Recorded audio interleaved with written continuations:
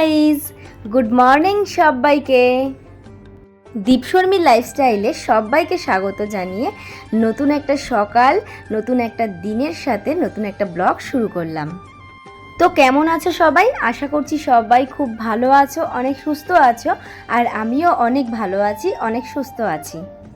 তো সকালবেলায় ঘুম থেকে উঠেই তোমাদেরকে সাথে নিয়ে আজকের ব্লগটা আমি শুরু করলাম। তো সকালে ঘুম থেকে উঠে সবার প্রথমে যেই কাজটা থাকে সেটাই আমি করে নিচ্ছি। আশা করি সবাই এই কাজটাই করে থাকো ঘুম থেকে উঠে, আর আমিও সেটাই করছি। ঘুম থেকে উঠেই দেখো আগে ফ্রেশ না হয়ে আগে বিছানাটাকে আমি তুলে নিলাম। আর এই যে দেখতে পারলে ওপর দিয়ে একটা চাদর তুলে নিলাম, এটার কারণ কি জানো? এই যে চাদরটা আমি এখন ঝাড়াঝাড়ি করছি, এটা কিন্তু নতুন চাদর। তোমরা সবাই জানো, আগের ব্লগে নিশ্চয়ই দেখেছো যে আমি পয়লা বৈশাখের দিনে এই চাদরটা পেতেছি। তো যা গরম পড়েছে, মানে এখন যে পরিমাণে গরম, এই গরমে নতুন চাদরের ওপরে শোয়াটা না সত্যিই খুবই কষ্টকর। আর তোমাদের দাদা ভাই জানো তো, মানে এই জিনিসগুলো খুবই ইগনোর করে। নতুন চাদর বা কোনো খসখসে সিনথেটিক টাইপের চাদরে না ও কখনো শুতে চায় না। ও সবসময় নরম সুতির চাদরটাই পছন্দ করে। সেই জন্য রাত্রে শোয়ার সময় কি করি বলো তো, এই চাদরের ওপর দিয়ে একটা নরম পুরনো বেড কভার পেতে তারপর ঘুমাই। আর সকাল হলে সেই চাদরটা উঠিয়ে দিই। এটার কিন্তু দুটো উপকার আছে। সেটা হচ্ছে, দেখবে একটা ফ্রেশ চাদরে ঘুমালে ঘুমটাও খুব সুন্দর হয়, আর তার সাথে দেখবি যে চাদরটা আর কি সবসময় পাতা থাকে, সেটা কিন্তু নোংরাও কম হয়। আর ঘুম থেকে উঠে দেখো জাস্ট আকাশটাকে আমি দেখছি, মানে এত রোদ্দুর, এত সকালেই মানে 8টার সময় দেখো কীরকম রোদ্দুর, আকাশটা পুরো একদম খাকা করছে রোদ্দুরে। তো এই রোদ্দুরে সত্যি কথা বলতে এই গরমকালে বেরোতে না খুবই কষ্ট হয়। আমি জানলা দিয়েই কিছুটা মানে কি বলবো মুখ বের করে অনুভব করছিলাম রোদ্দুরটা, খুবই আর কি মানে কষ্টকর লাগে। তো তোমাদের সাথে আর কি আকাশটা একটু শেয়ার করলাম। যাই হোক বন্ধুরা, আমি ফ্রেশ হয়ে তোমাদের দাদাভাইকে চাটা করে দিয়েছি। তারপর একটু ওই ঘরের মোছা আর কি, ঘর ঝাড় দেওয়া এগুলো ছিল, এগুলো করে নিয়েছি। কিন্তু এগুলো আর ক্যামেরাবন্দি করিনি, একদম চলে এসেছি সকালবেলায় ব্রেকফাস্টের সাথে। তো আজকে ব্রেকফাস্টে দেখো রয়েছে পান্তা ভাত, বড়া, আলু সেদ্ধ, আলু ভাজা, লঙ্কা, লেবু। এবার তোমরা নিশ্চয়ই বলবে যে সকালবেলাতেই একদম পান্তা ভাত নিয়ে বসে পড়েছে। আসলে তোমাদেরকে তো একটা কথা বলতেই ভুলে গেছি, আজকে জানো তো আমাদের এখানে না শীতলা মায়ের পুজো আছে। মানে কীর্তন শেষ করেই শীতলা মায়ের পুজো হয় আমাদের এখানে প্রত্যেক বছর। আর শীতলা মায়ের পুজোর দিনে আর কি, পুজোর দিন অথবা পুজোর পরের দিন আর কি মহোৎসব হয়। মানে যেটা হয় কীর্তন শেষে আর কি খিচুড়ি অনুষ্ঠান, তো সেগুলোও হবে। আর আমাদের এখানে কিন্তু আর একটা স্পেশালিটি আছে, সেটা হচ্ছে আমাদের বাড়ির সামনে যে মন্দিরটা রয়েছে, যে কালী মন্দিরটা রয়েছে, ওখানেই কিন্তু শীতলা মায়ের পুজোটা হয়। আর তার সাথে কিন্তু ওখানে রাত্রেবেলায় কালী পুজোটা হয়। তো দিনের বেলায় হবে হচ্ছে শীতলা পুজো, আর মানে অলরেডি পুজো আরম্ভ হয়ে গেছে, আর রাতের বেলায় হবে কালী পুজো। এবার তোমরা হয়তো বলবে যে দিদিভাই তাহলে পুজো তুমি কেন উপোস করোনি, তুমি কেন খাচ্ছ? আসলে এবারে না আমার উপোসটা করতে আর কি ইচ্ছে করেনি, কারণ শরীরটা না খুব একটা ভালো নেই, সেজন্য আর উপোসটা করিনি।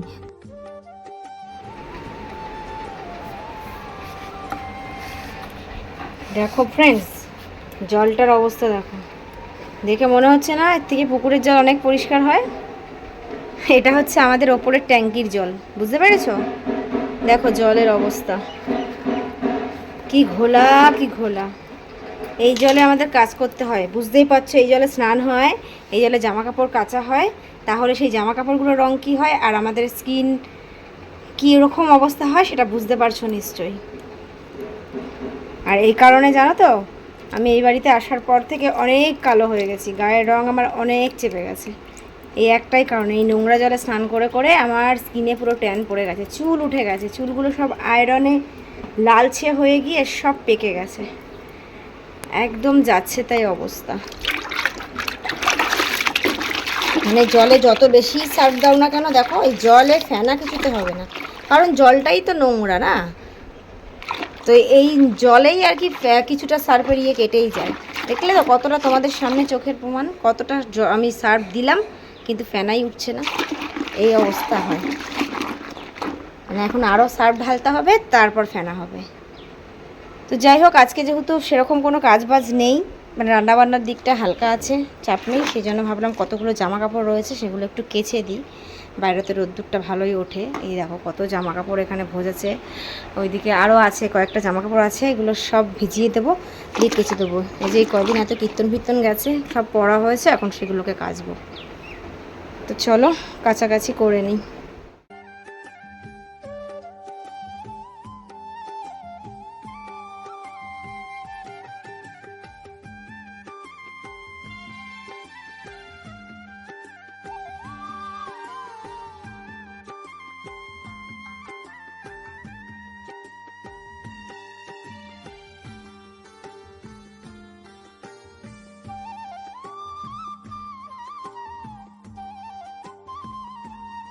তো কাছাকাছি করে ওপরে চলে এসেছি জামা কাপড়গুলো মেলতে। আর এত রোদ্দুর তো ওপরে, সত্যি কথা বলতে ওপরে আসাই যায় না। দেখেছো গামছা নিয়ে এসেছি, তারপরেও না মুখটুগুলো পুরো সব পুড়ে যাচ্ছে, এত রোদ্দুরের তাপ। আর এই জামা কাপড়গুলো আমি শীতকালে ছাদে বসেই কাচি, তখন বেশ ভালো লাগে যেহেতু রোদ্দুরটা আমি পাই। কিন্তু এই গরমকালে তো একদমই ছাদে বসে কিচ্ছু করা যায় না এই রোদ্দুরের জন্য। তোমরা হয়তো ক্যামেরাতে অতটা ভালো করে বুঝতে পারছো না রোদ্দুরের তাপটা, বাট বাইরে ভীষণ রোদ্দুরের তাপ হয়, সেটা তো তোমরা মানে সবাই জানোই। আর এই যে দেখতে পাচ্ছ এটা একটা জেঠু হয়, এই জেঠু আর কি আমাদের বাড়িতে প্রায় দিন আর কি এখানে উনি আসেন, উনি থাকেন, ওনার ভালো লাগে। তো ওই জেঠু এসছে আর কি স্নান করে, উনিও আর কি জামা কাপড় মেলতে এসেছে। A few moments later.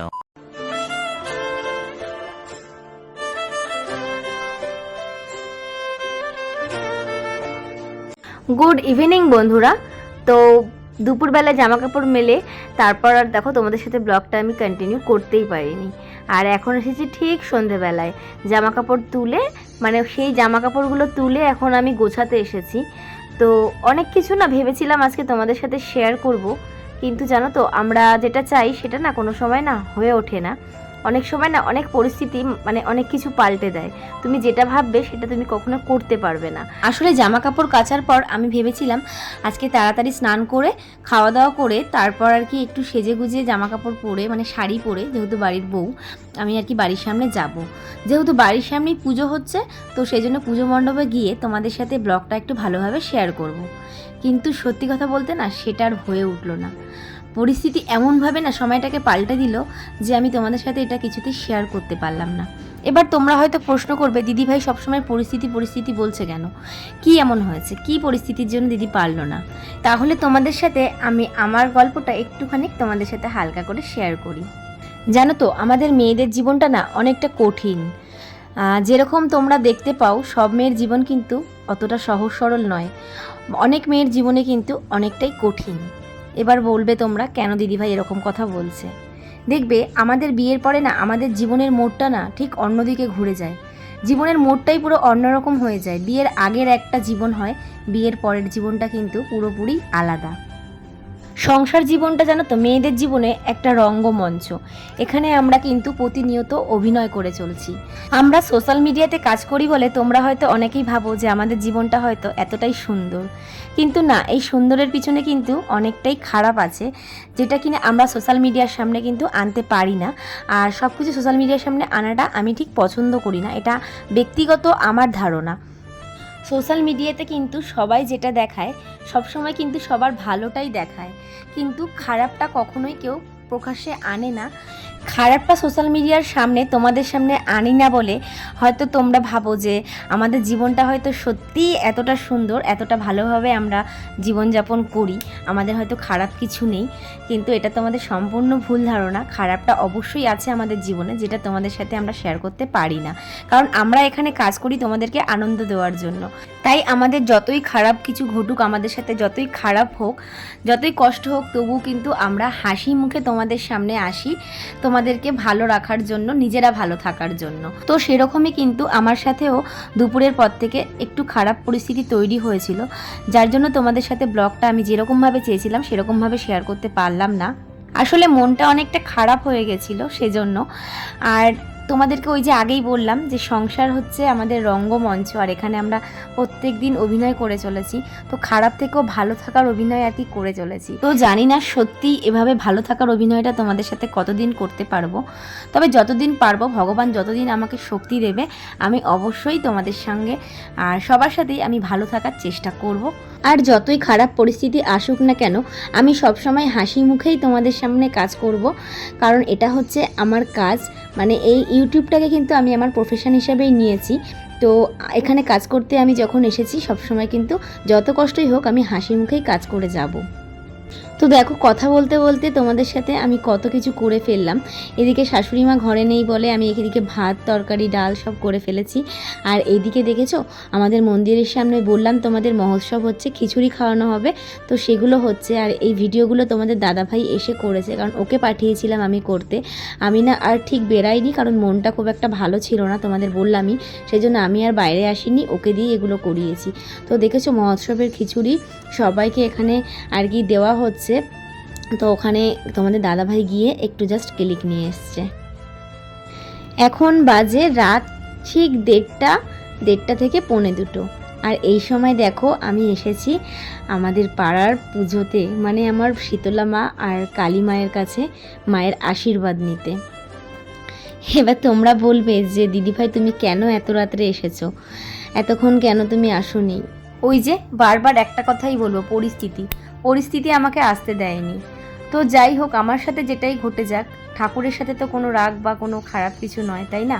তো ঠাকুরের আশীর্বাদ তো নিতে আসতেই হবে। তাও এই সময়টাতে আমি ফাঁকা পেয়েছি মায়ের আশীর্বাদ নিতে, তাই এসেছি।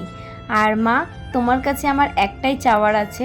আমি জীবনে অনেক কিছুই পেয়েছি, যেগুলো মানে না চাওয়ারও বাইরে অনেক কিছু পেয়েছি। শুধু তোমার কাছে আমি একটা জিনিসই আশীর্বাদ চাই মা, তুমি আমাকে শক্তি দাও, আমাকে অনেক সাহস দাও, যেন আমি আমার জীবনের যে মুহূর্তগুলোতে আমি সব থেকে বেশি কষ্ট পাচ্ছি যেগুলোর জন্য, সেগুলো যেন আমি সুস্থভাবে স্বাভাবিকভাবে সফল হতে পারি, মানে সবাইকে যেন আমি ভালো রাখতে পারি, খুশি রাখতে পারি। তুমি এই সাহসটা আমাকে দাও। আর যত আমার শরীরে যত ক্লান্তি আছে, যত কষ্ট আছে, এগুলো দূর করে তুমি আমাকে সবাইকে খুশি করার সাহসটা দাও, শক্তি দাও, যাতে আমি সব রকম পরিস্থিতির সাথে মোকাবিলা করে সবাইকে ভালো রাখতে পারি। এটাই তোমার কাছে আমার চাওয়া, আর কিছু নয়। দেখো, মন্দির থেকে সবাই বেরিয়ে গেছে, গেটে তালা ঝুলছে, আর আমি এখন এসেছি মায়ের কাছে আশীর্বাদ নিতে। যাই হোক, ব্লগটা তোমাদের কেমন লাগলো অবশ্যই কমেন্ট করে জানিও। নতুন কেউ আসলে অবশ্যই চ্যানেলটা সাবস্ক্রাইব করো, আর সবাই কিন্তু প্লিজ ভিডিওটাকে শেয়ার করে দিও। সবাই ভালো থেকো, সুস্থ থেকো, দেখা হবে নেক্সট ব্লগে। টাটা।